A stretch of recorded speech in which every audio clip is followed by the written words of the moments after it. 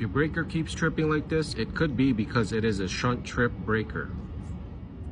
A shunt trip breaker will have two wires like this one here going to it, and inside of a shunt trip breaker it has a coil in there, and when the voltage is induced into that coil, it causes that tripping mechanism.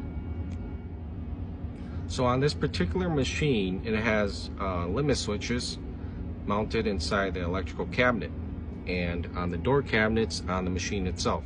These switches are normally closed, but when the door is held up against it, it will break open.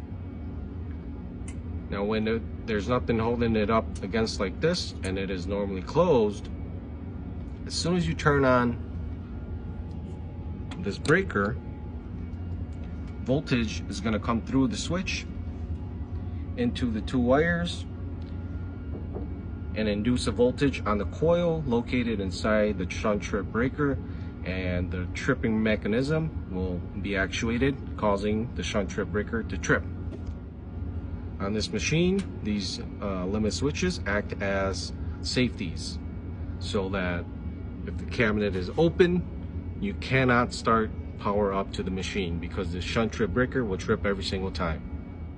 One way to troubleshoot and isolate the problem with a shunt trip breaker tripping is to just remove the two wires or one of the wire going to the coil of the breaker.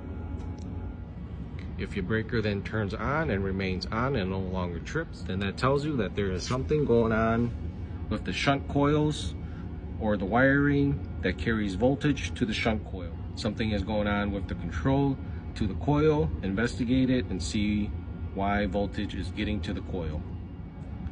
So right now this shunt trip breaker is in the trip position, and all I have to do is put it down like that and it has been reset. And with the door wide open and nothing holding up against this limit switch, I cannot flip this shunt trip breaker on. It will trip instantly. Just like that, it tripped.